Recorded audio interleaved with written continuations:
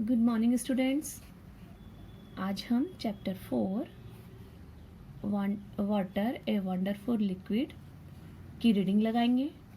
Reading लगाने से पहले बेटा आपसे मैं कुछ क्वेश्चन करना चाहती हूँ, क्योंकि इससे पहले हमने वाटर के बारे में पढ़ा है।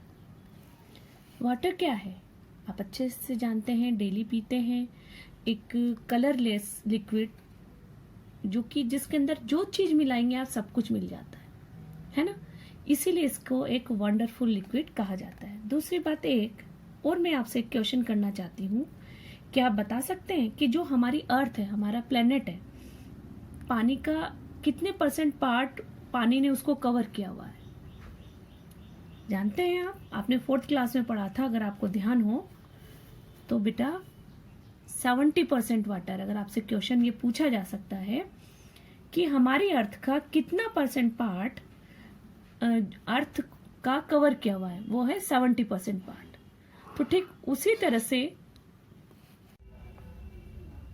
तरह से बेटा हमारी जो बॉडी है, जो हमारा शरीर है, जो जितने भी लिविंग ऑर्गेनिजम्स हैं, उन सभी का भी 70% पार्ट ऑफ बॉडी का क्या होता है, वो वाटर से ही बनी हुई होती है। जैसे कि हमारे शरीर के अंदर भी पानी का 70% पार्ट होता है।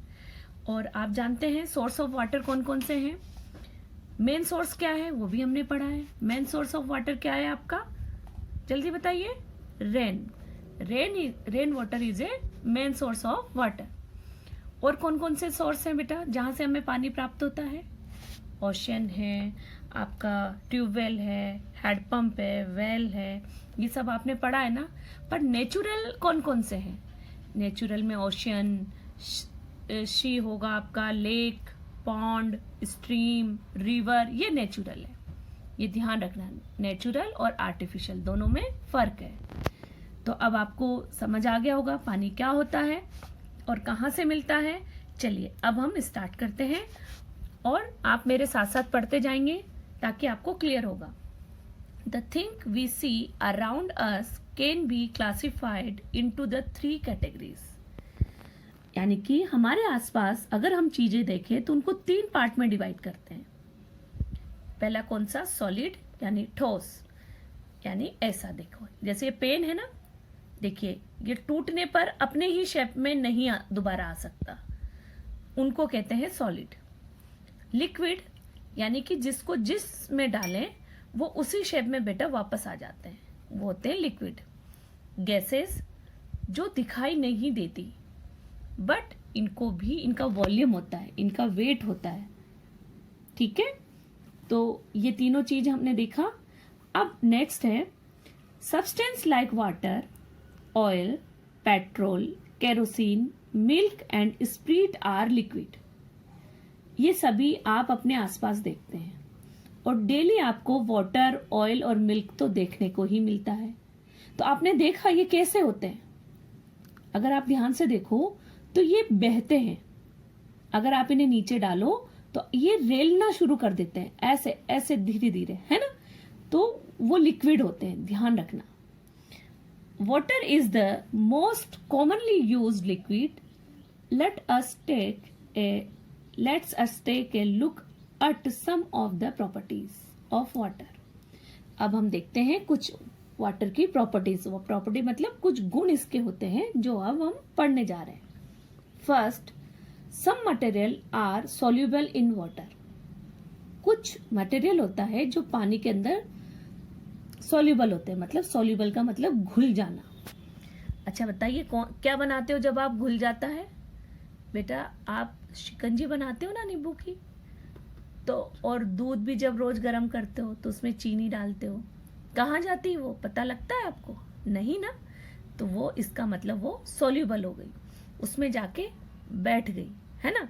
तो take a test tube and fill 3/4 of it with water, add half spoon of sugar to add and shake the test tube well. We find that the sugar has disappeared. Taste the water, it tastes sweet. This is because the sugar has dissolved in it, so we say that sugar is soluble in water। देखिए अब मैं इसको करके बताती हूँ आपको। देखिए बेटा ये ग्लास ऑफ वाटर है, इसमें मैंने ये कुछ शुगर ऐड करी, वो यही बोल रहा है जो हमारा टेस्ट। अब मैंने इसको क्या किया, अच्छे से इसको शेक किया। देखिए, अगर आप धीरे धीरे धीरे धीरे करते जाएंगे, ये थोड़े टाइम के बाद मिल जाती है।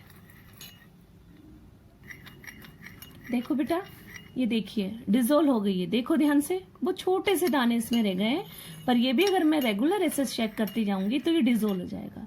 ठीक इसी तरह से अगर मैं थोड़ा सा, देखिए ये मैंने क्या लिया, सॉल्ट लिया, और मैंने इसको भी डिजोल्व किया। देखो अभी नजर आ रहा है। अब मैं इसको भी धीरे धीरे करूंगी तो ये देखिए डिजोल्व हो गया।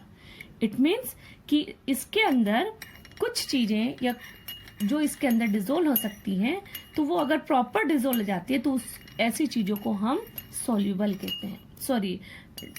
सोल्यूबल कहते हैं। Sugar is a soluble in the water. Okay, तो अब समझ आ गया होगा कि ये क्या कहना चाह रहा है। तो now take another test tube and fill 3/4 of it with water. Add half spoon of sand to it. वो कह रहा है अब इसकी जगह अगर हम रेत लेंगे तो shake the test tube well. Can you see the sand? Now the sand has settled down at the bottom of the test tube. Sand do not soluble in water. So we say that sand is insoluble in water. यानी कि आपको समझ आ गया होगा, जिस तरह से हमने शुगर को किया ठीक उसी तरह से देखिए उन्होंने क्या डाला, सैंड डाला, और उसको उन्होंने हिलाया, जैसे हमने अभी शुगर को हिलाया था, पर वो नहीं उसमें डिजोल्व हो पाई, और वो कहाँ सेट हो गई जाके, नीचे उसके बॉटम पर। तो उसको जो चीजें सोल्यूबल नहीं होती उनको इनसोल्यूबल कहते हैं, और जो चीजें सोल्यूबल होती है उनको सोल्यूबल कहते हैं। ठीक है। सब्सटेंस सोल्यूबल इन वाटर, आपसे पूछा जा सकता है which substance are soluble in water, तो आपका आंसर होगा मिल्क, डिटर्जेंट पाउडर, आप डालते हो ना डेली कपड़े धोने के लिए, common salt and sugar are soluble in water. और substance insoluble in water, sand, wax. देखना कभी आप ऑयल को भी अगर आप ऊपर डालोगे तो पानी के ऊपर एक परत जम जाती है ना।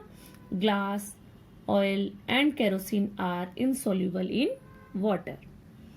गैसेस इन वाटर, कि क्या गैस भी होती है पानी में? बिल्कुल बेटा, जैसे आजकल ऑक्सीजन की कमी है। या आपने कभी सोचा कि पानी के अंदर मछली कैसे जिंदा रहती है? क्योंकि उसके अंदर ऑक्सीजन होती है, वो तैरते समय वहीं से जो डिजोल्व ऑक्सीजन होती है उसको वो एब्जॉर्ब करती है, और जिससे ही वो जिंदा रह सकती है। इसलिए gas like oxygen and carbon dioxide dissolve in water, in soda water और in any soft drink. Soft drink क्या होता है? जो आप पेप्सी, कोला वगैरह जो पीते हो ना बेटा, वो। तो carbon dioxide is dissolved under pressure, तो इनके अंदर कार्बन डाइऑक्साइड को प्रेशर से उसके अंदर डिजोल्व किया जाता है। When we open a bottle, आपने देखा होगा soda water, we see the dissolved carbon dioxide escaping out repeatedly in the form of bubble. तो जब आप उसे जोर से शेक करते हो तो एक बबल के रूप में बाहर आती है ना वो, तो उस ऐसा क्यों होता है? कार्बन डाइऑक्साइड क्योंकि उसके अंदर डिजोल्व होती है, तो गैस उस लिक्विड को बबल के रूप में बाहर उछालती है। ठीक है बेटा।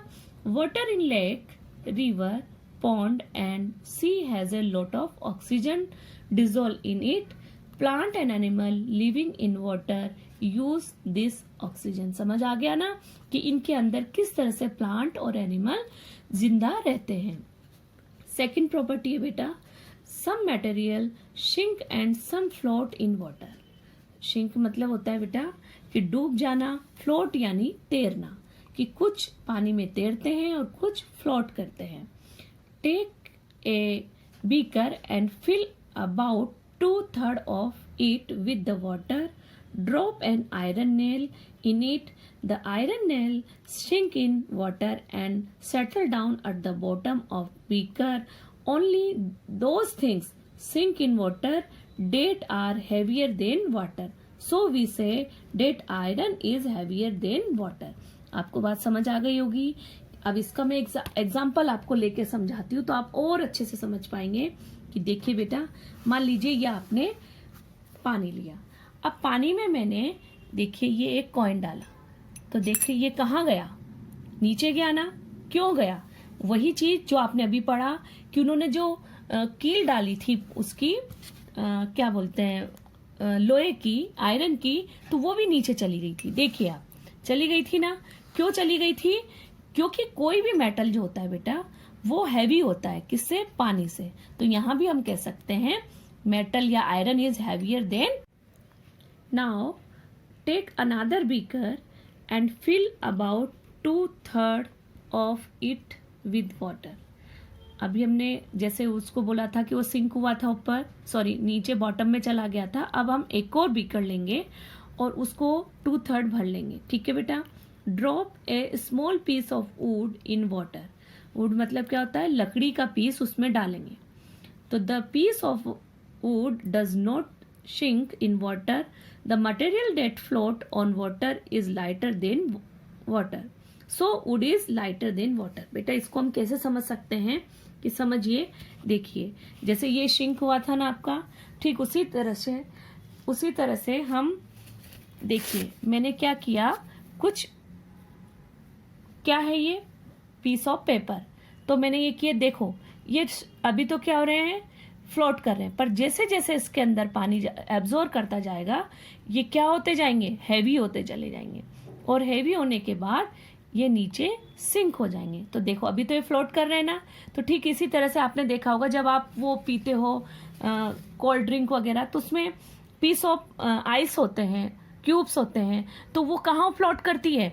देखिए ऐसे पानी के ऊपर फ्लोट करते रहते हैं ना। तो जो पानी के ऊपर फ्लोट करते हैं बेटा ये लाइटर होते हैं, मतलब हल्के होते हैं। किससे होते हैं? पानी से हल्के होते हैं, इसलिए ये फ्लोट करते हैं। अब समझ आ गया होगा आपको, क्लियर हो गया होगा ये क्या कहना चाह रहा है। तो अब the substance heavier than water, तो सब्सटेंस जो हैवियर होते हैं किससे? पानी से। वो कौन से हैं? Iron, copper, aluminium. तो ये सब क्या है बेटा? Metal. Stone and chalk are heavier than water. ये सब क्या है? हैवियर है। सब्सटेंस लाइटर देन वाटर, जो लाइट है यानी कि जो ऊपर फ्लोट करेंगे, wood, plastic, ice, oil and kerosene are lighter than water. ये सभी हल्के होते हैं इसलिए पानी के ऊपर तैरते हैं, इसीलिए हम बेटा इसकी नाव बनाते हैं।